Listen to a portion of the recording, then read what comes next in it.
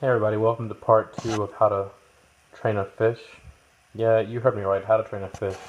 I have trained my dog, Buffett here, really well. He listens really well. Sit, down, stay.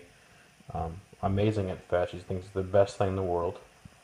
You see he's worn out from helping me in the first video as my assistant. In the first video you saw that he came inside, as it's very important you bring your pets inside. Don't leave them in the car. That's very dangerous, very unhealthy, very unsafe. So do not do that. So he's just worn out from all his acting in his first video. So, and it's also like 9 at night, so it's his bedtime. He's very much set on a routine. So anyways, back to the fish. This part is how to set up the enclosure for the fish, to get ready for the fish to train it.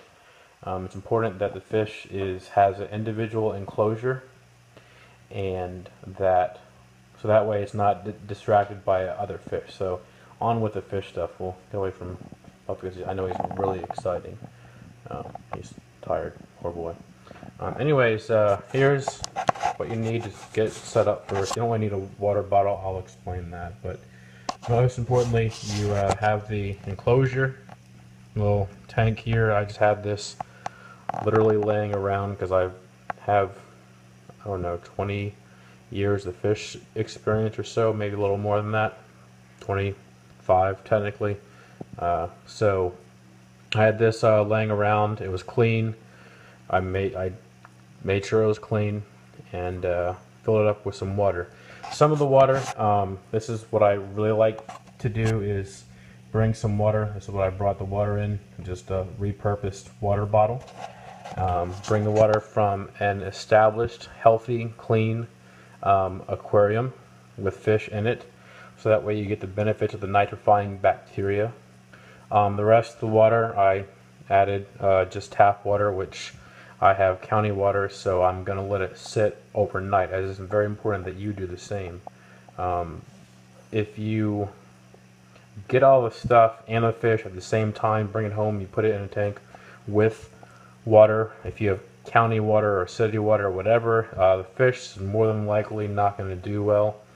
So if you have county water or city water, make sure you at least let it set for 24 hours before you put a betta fish in it. And betta fish are really hardy fish, so they aren't as picky as other fish are, but they still need dechlorinated water. You can go out and buy that water conditioner stuff for betta fish or for fish and dechlorinator and all that stuff, but I like to not do that stuff because it's just spending extra money that I don't really need to. So find another aquarist or fish hobbyist, or yourself if you have established tanks that are healthy and clean that you trust, and use that as much as you can. I just topped it off with tap water, so it's important that you get all the stuff set up first and then bring the fish home. Don't get all the stuff and the fish, because then it's not the best for the fish. It needs to be a well thought out process. So that's the purpose of the water bottle. I just repurposed it because I hate these things. They're just horrible. People throw them away all the time. If I'm going to repurpose them, then I'll recycle them. Next thing I got was this moss ball. It's not really necessary, but it helps out with the adding oxygen to the water, so the fish can have some more oxygen in the water. And then obviously the other thing is betta food here. A good betta food is nice. It has the right mixtures of everything, proteins and all that stuff, so it's balanced for a betta fish. Make sure you don't pour water in from the pet store, because you don't know what's in there. So I like to take the things out and then put them in the water. Don't pour the water in there.